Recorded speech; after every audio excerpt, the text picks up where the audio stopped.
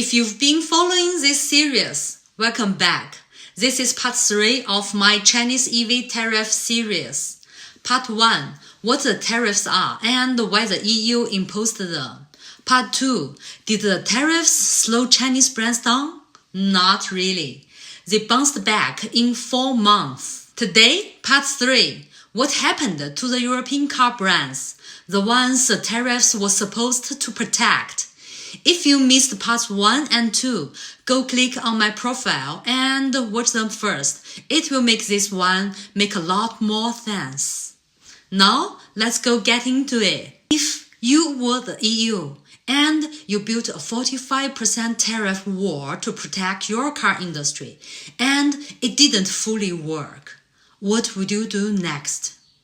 That's exactly the situation European car brands are facing right now.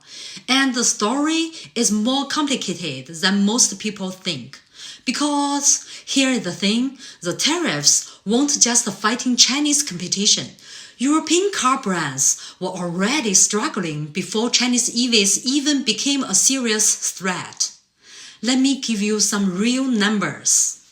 By late 2024, European car factories were running at just 55% capacity, nearly half the factory floor sitting empty.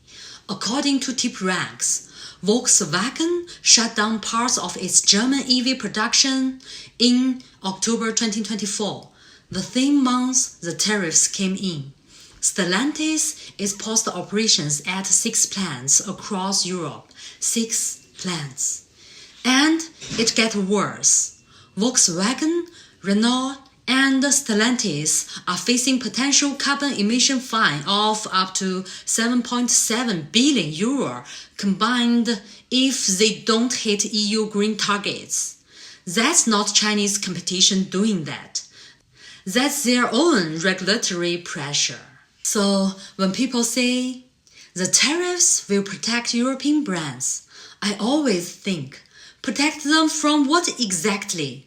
The bigger problem might be inside the horse, not outside. But here's the part I find really fascinating. Some European brands didn't fight Chinese competition. They joined it. Stellantis, the group behind Peugeot, Fiat, Alfa Romeo invested 1.5 billion euros to buy a stake in Chinese brand Leapmotor. They are now selling Leapmotor cars at Europe dealerships for under 20,000 euros.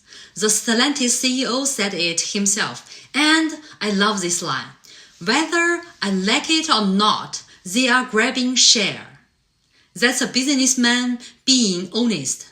Volkswagen partnered with Xpeng, and Volvo and Polestar, brands most Europeans think of as Swedish, are actually owned by Chinese Geely, have been for years. So the line between European brands and Chinese brands is already blurring. It's not us versus them anymore. I spent more than 15 years in the Chinese auto industry. I've watched this from the inside, and standing here in Europe now, watching from the outside, what I see is not a war. It's a messy, complicated, sometimes awkward partnership forming in real time. The tariffs created pressure, but pressure doesn't always push people apart. Sometimes it pushes them together. Now, everyone is focused on the EU versus China battle, but there's a third party in this story that almost nobody is talking about. And in my opinion, they are the ones actually paying the price. Who are they? That's part 4.